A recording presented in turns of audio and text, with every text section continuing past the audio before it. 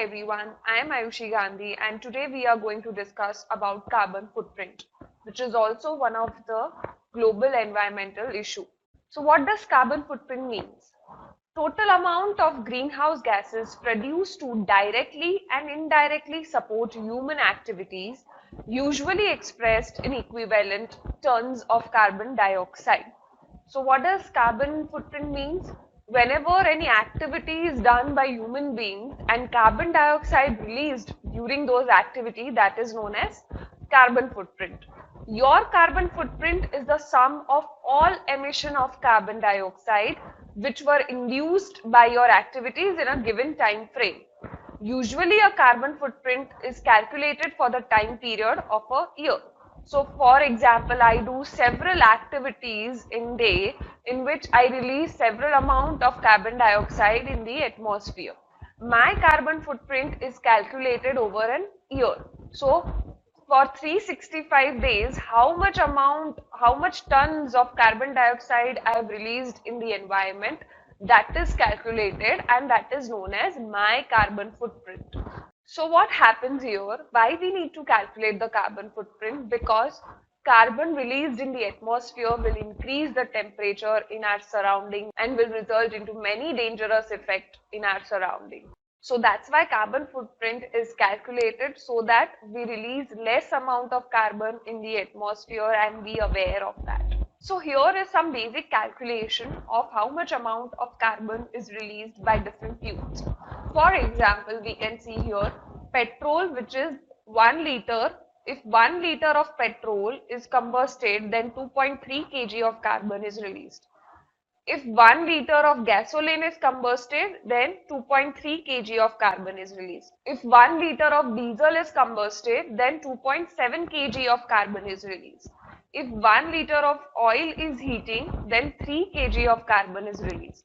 So if you are driving 300 kilometers every day, so if your car is utilizing 7.5 liter diesel for 100 kilometers, and if you are driving for 300 kilometers, then how much amount of liter of diesel can be consumed? So 3 into 7.5.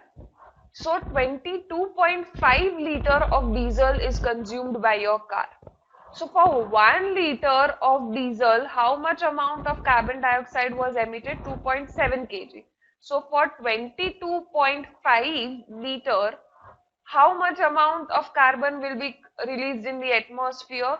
Then 60.75 kg of carbon. 22.5 into 2.7 kg is equals to 60.75 amount of carbon is released in the atmosphere. So if in an year you are driving your car for 300 kilometers and if it is a diesel car and it consumes for every 100 kilometer it consumes 7.5 liter of diesel, then you are releasing a carbon footprint of yours which is 60.75 kg of carbon is released by just driving a car in an year.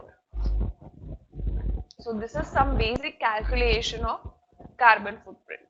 So now each of the following activities add 1 kg of carbon to your personal carbon footprint. So if you want to calculate your personal carbon footprint, then you can see this example.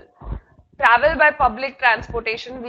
Everyone travels by public transportation. A distance of 10 to 12 kilometers will release 1 kg of carbon to your personal carbon footprint. Drive with your car a distance of 6 kilometers or 3.7 miles, 7.3 liters petrol per 100 kilometers or 39 mpg. Fly with a plane a distance of 2.2 kilometers or 1.375 miles will release 1 kg of carbon. So each and every example is of release of 1 kg of carbon. Operated your computer for 32 hours, then 1 kg of carbon is added to your personal carbon footprint. Production of 5 plastic bags will release 1 kg of carbon to your personal carbon footprint. Production of 2 plastic bottles, production of 1/3 of an American cheeseburger will release 1 kg of carbon to your personal carbon footprint if you do these activities. Okay, now there are categories of carbon footprint. So there is a direct carbon footprint emission or indirect carbon footprint emission. So what do you mean by direct carbon footprint emissions? Greenhouse emissions are classified as direct when they are generated from company or controlled sources and activities. These are also called scope 1 emission, largely include fuel burned in a company owned asset and air conditioner and refrigerator use. For example, boiler with a gas fuel used by company would produce greenhouse gases. It can be considered as primary emission for calculating the footprint. So when you know the source from where the carbon is released and you are solely responsible for that, then it is known as direct emission of carbon footprint. Companies who produce or manufacture products, they are known as primary source of carbon footprint. If as a consumer I am utilizing that product, then I am an indirect source of carbon footprint there. So consumer is indirect source and the producer is a direct source of carbon footprint. So you should also know what are greenhouse gases. So, greenhouse gases are carbon dioxide, methane, CFC, and nitrogen oxide. So, these are four major greenhouse gases which increases the temperature of the earth. So, when you release carbon dioxide in the atmosphere, it increases the temperature, and that's why it is important to calculate the carbon footprint.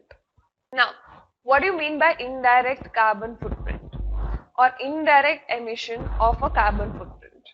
Indirect greenhouse emission sources are those emissions related to company activities, but they are emitted from sources owned or controlled by a third party. These are categorized as either as scope 2 emission, example air travel. So as a consumer, I am traveling by the air, but the fuel is coming from some other company and it has been fueled inside the aeroplane. So during my travel, the combustion is happening, but I am the indirect source of that carbon footprint. Use of paper. Paper is manufactured by some other company. I am just utilizing that paper. Use of packaging material manufactured by other companies. So there is one company who is manufacturing the product, but there is another company who is making the packaging of that product. And I am the consumer who is utilizing that product, and that time I am an indirect source of that carbon footprint. So there are different types of carbon footprint: organizational, value chain, product, and supply chain. So there are four types of carbon footprint. What do you mean by organizational carbon footprint?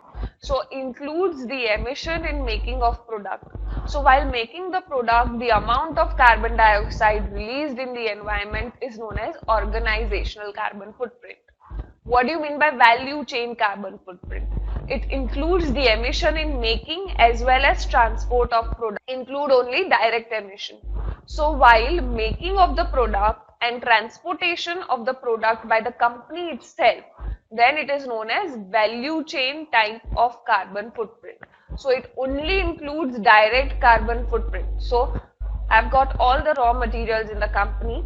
So during the making of the product, the carbon released, and during transporting the product, the carbon released is known as value chain carbon footprint. What do you mean by product carbon footprint?